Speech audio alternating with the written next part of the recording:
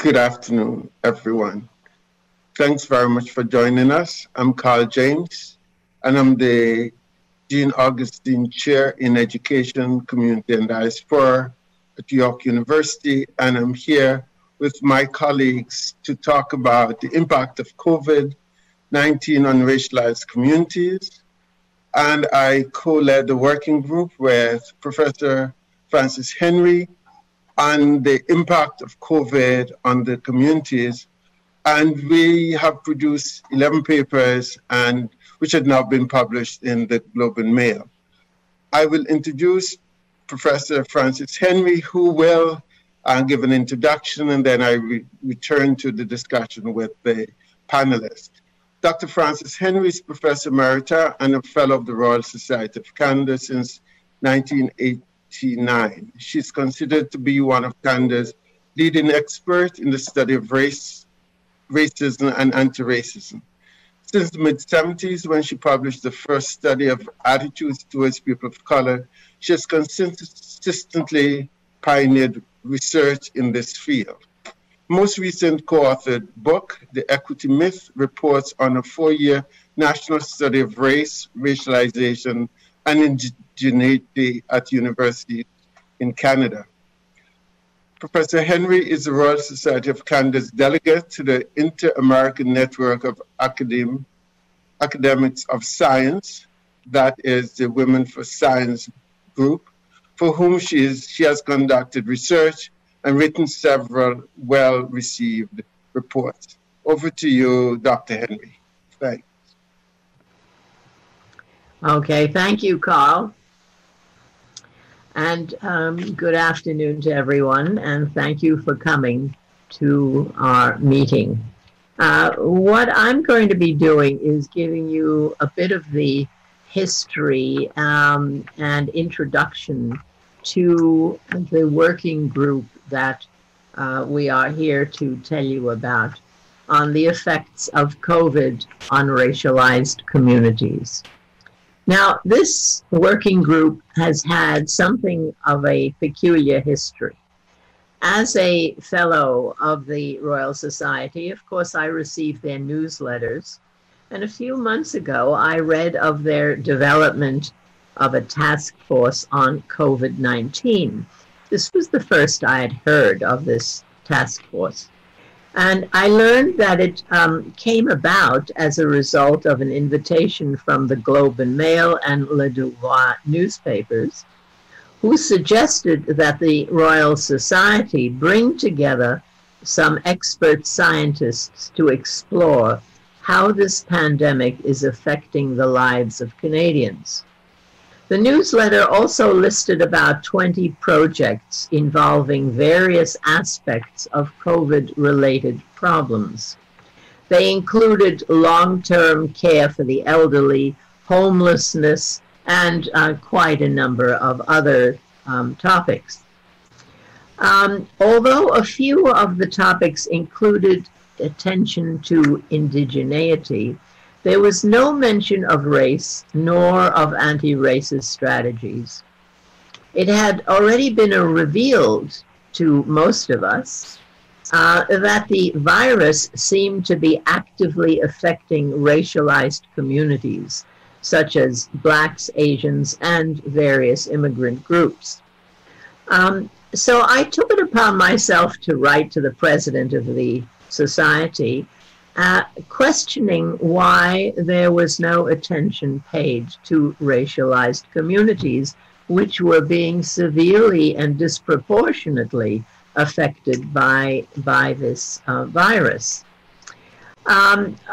Naturally, he put me immediately in touch with the directors of the task force, that is Professor Tom Murray and the executive director, Darren Gilmore.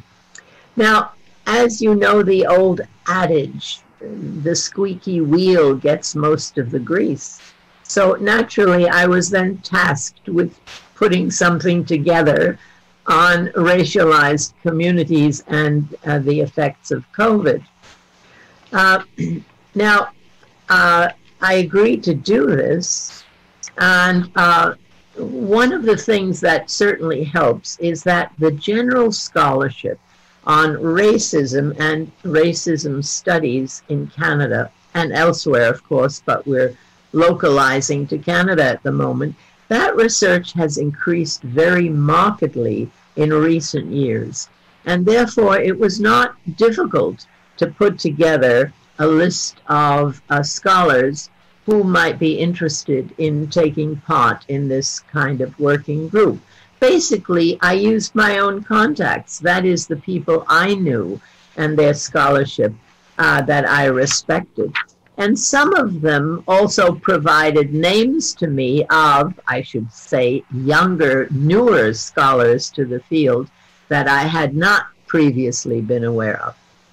Now, only one person rejected the invitation to become part of this group, and that was due to health reasons. The opportunity to join a prestigious scholarly organization undertaking an important project on a pandemic no doubt played a role. And at a subsequent meeting of the group who agreed to write short papers on various aspects of racialization, Professor Carl James was prevailed upon to help by co-chairing this enterprise. And as we were late in joining the task force, our work was done in a very short period of time, just about 2 months. We did not specify topics to our writers, but relied upon their particular research interests and expertise to select topics well known to them. But our basic underlying theme is how racialization processes and behaviors were affected by COVID-19. So the papers that are contained in our report seek to establish additional ways in which we might think about our current social and political context brought about by COVID-19 and the protests calling attention to systemic racism. The essays range from historical analysis of how racism and racialization came about through the dynamics of colonialism to examinations of their impact on the social, educational, economic, health, and legal conditions of Canada's Indigenous and racialized populations. The various disciplinary backgrounds, areas of specialization, and affiliations to community of the contributors provide for not only a diverse representation of voices, but also variations or differences in understanding and interpreting the complexities of the issues faced by racialized people. Our report contains 4 sections. Section 1 highlights racialization, colonialism, and its effects on racialized communities, a historical perspective. And it includes essays by Professors Audrey Kobayashi, who you will hear about in a moment. And generally speaking, it talks about the settlement of Canada and the displacement of Indigenous people. And generally, again, Rinisa Mawani discusses ways in which the lives of Europeans have been respected and protected, while the lives of Indigenous people have not. In Section 2, Data Collection and Use, Issues in the Study of Racialization and COVID-19, we dwell on methodological issues, and this includes 3 papers. The first 2 are centered on data and data collection issues. Dr. Kwa Mackenzie reviews the lack of data collection in Canada on racialized communities and makes a very strong case for the collection of additional and continuous data of all groups. Dr. Upton Allen, in the second chapter, discusses a research project already in progress and under his direction in which he is collecting clinical as well as socioeconomic and other data that will help him and his researchers identify the prevalence of antibodies in SARS-CoV-2. The final paper is by a member of this panel, Professor Rinaldo Walcott, who offers a different perspective on data and its collection and use in terms of racialized, especially Black communities. He argues quite passionately that data on these groups are usually conducted by white scientists, generally for their own purposes and not in the interests of the people being researched.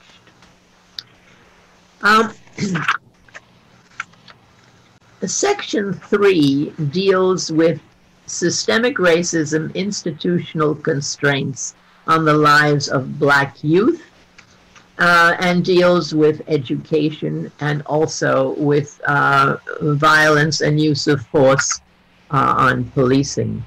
And in section 4, we have a number of key papers, and the section is actually titled Black Lives Matter. And there are various discussions by a number of people about how this pandemic and this virus has actually affected the day-to-day lives of people in these communities.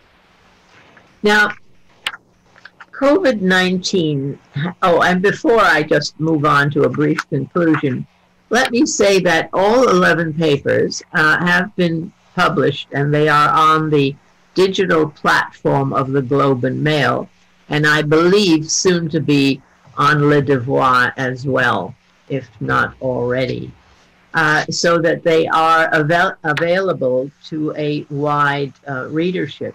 And we as a working group are really very grateful that the Globe and Mail actually took so much interest in our papers as to, rather than cherry pick and choose among them, simply chose all of them to put on their website. Now, COVID-19 has had a serious effect on the health and well-being of racialized people, both nationally and globally. And this working group of the task force presents some of the major issues that have affected racialized people and their communities.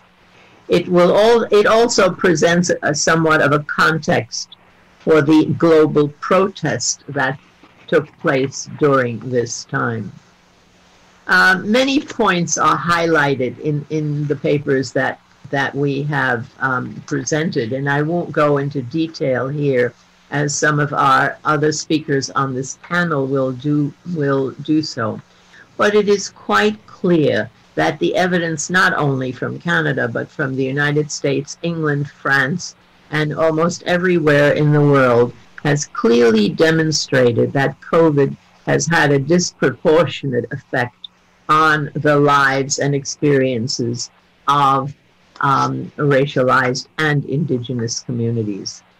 Therefore, we can state unequivocally that it is racism, not race itself, which is the major force behind the higher proportion of racialized victims of this virus. It is the continued inequality in our society and many others which have maintained social conditions which keep racialized people segregated in specific communities, offer only low-level or low-paying employment, import them for seasonal farm labor, keep them at employment even during the pandemic because they can't afford to lose their income, make them use crowded public transport, and make them live in crowded housing conditions. All of this necessary to supply labor, particularly as we discovered in residential and senior homes. And many people in these communities work as personal support health workers, where their exposure to disease is high. These are the general conditions maintained in society that strongly affect racialized groups. In addition, one must include the policies and strategies of educational institutions which discriminate against students of color, especially Black students. We must note the police harassment of Black communities and other areas of systemic and structural racism in our society. While overt physical acts of racism have lessened over the years, systems of white privilege, some now call it, even in Canada, white supremacy, and systemic racism have endured, leading to inequity and inequality. These are the cornerstones which affect racialized groups disproportionately in our society and around the world. Thank you.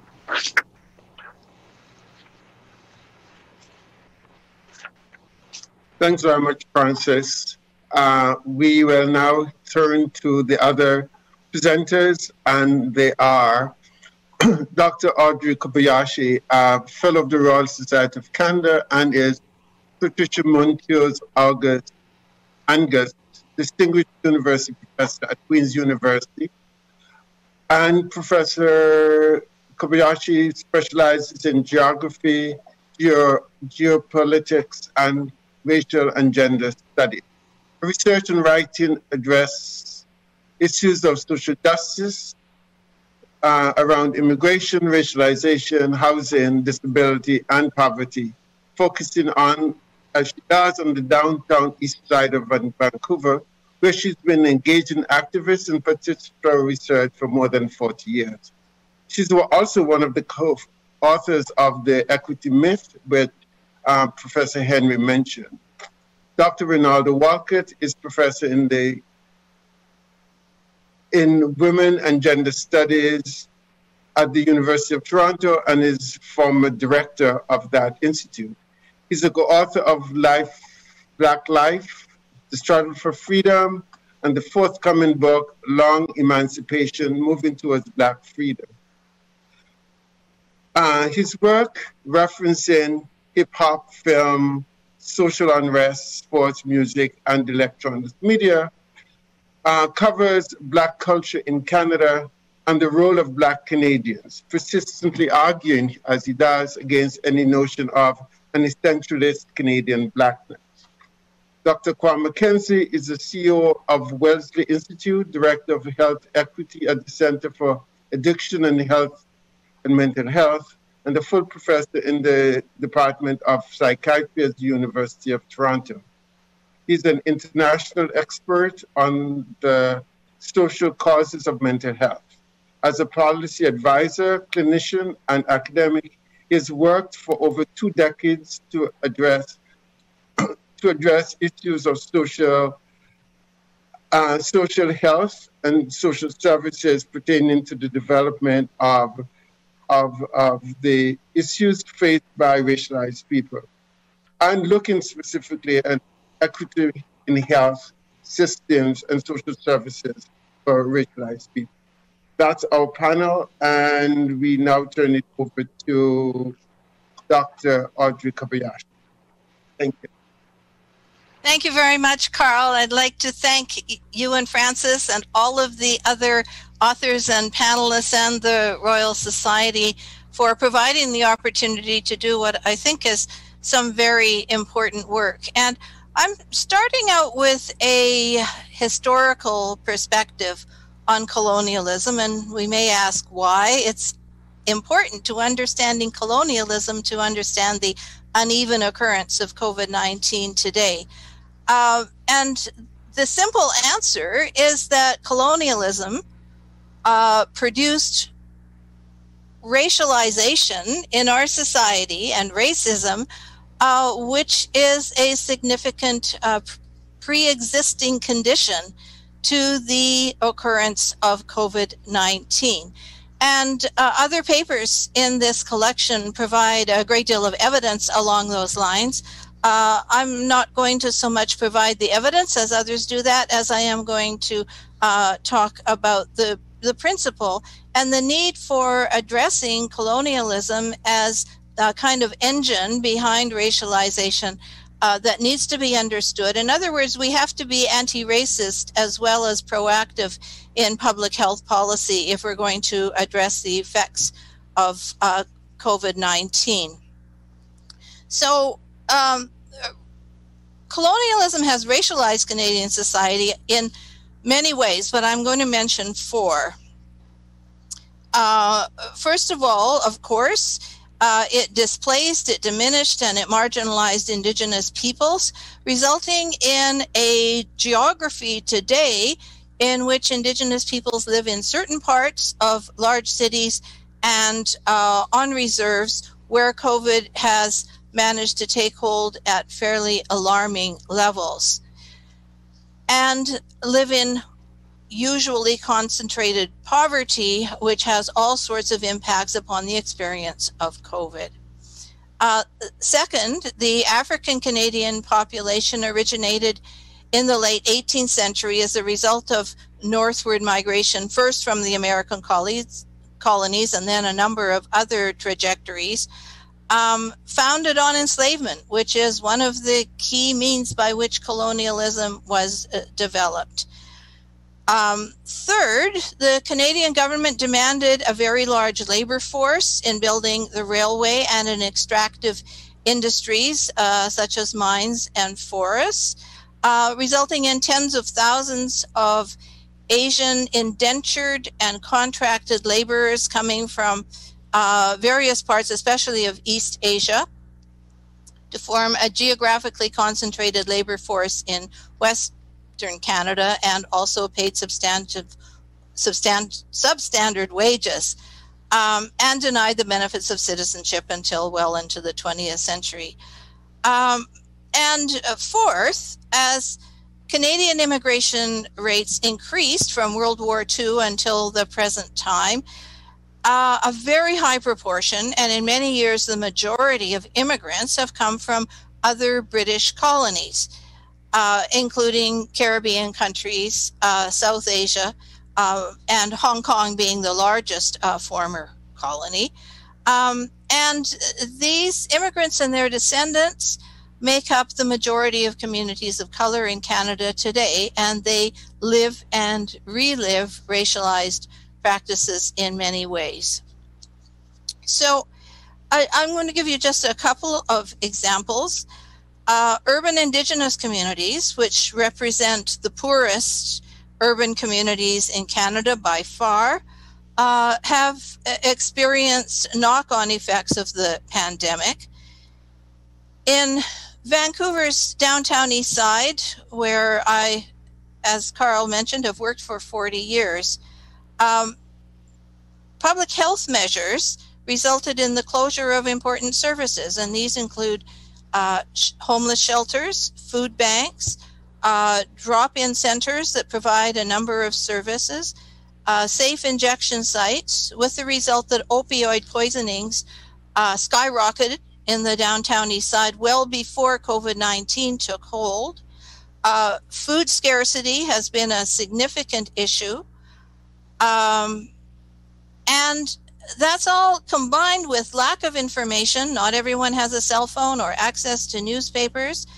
Lack of services, poor living conditions in crowded and dilapidated single-room occupancy buildings where it's next to impossible to socially isolate. All of these combination of issues around racialization and poverty have resulted in the downtown east side of Vancouver in the last few weeks becoming one of the most significant hotspots in Canada, and the one where it's most difficult to control. Among Asian communities, prevalence of everyday racism was well established with the advent of indentured labor as a colonial strategy, and there is ample evidence to show that people who are Asian in appearance have experienced fearful and potentially violent incidents in public. So I spoke to one individual, for example, who went to a grocery store, was taunted and threatened, and she is among many. A U.S. study showed that a quarter of young Asian Americans have been targets of verbal abuse in the past year. And the secondary emotional impact of the pandemic has far-reaching community effects. Many parts of the Asian community, of course, are also among recent immigrant populations who are deeply ensconced in the healthcare system and are frontline workers who put their lives on the line literally when they go to work every day. Those frontline workers include Latinx peoples, people of Caribbean origin who work in transportation, in healthcare, in temporary agricultural jobs, meat packing, etc. So these brief examples show a society in which long-established patterns of poverty, racialization, and especially labor market segmentation are all the continuing results of colonial practices, even if we might like to say as Canadians that we've put colonialism behind us. Now, colonialism is, of course, one of the major ways in which capitalist political and economic systems, liberal economic systems, have been established worldwide. It's a paradigm of domination and exploitation of a developing country by a metropole country. And there are two major forms, and I'm just being very brief here. Exploitation of the developing world, much of Africa and Latin America, to extract resources and cheap labor, starting with enslavement.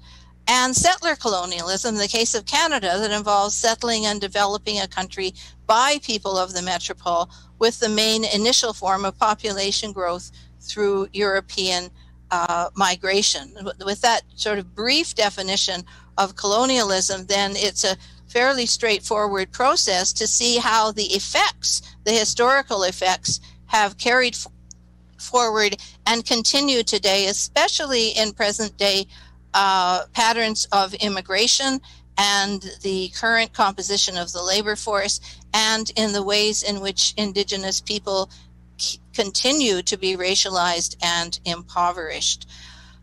So I will just end by contending that any public health initiatives to address COVID, while of course they involve health practices such as washing hands and social distancing and wearing masks, also need to include policies of anti-racism that will address the conditions created by colonialism. Thank you. Thank you, Professor Kobayashi. Professor Walcott? Thank you, Professor James and Professor Henry, for inviting me to participate in the working group and to also participate further on this panel today. And thank you to my co-panelists, Professor Kobayashi and Professor McKenzie.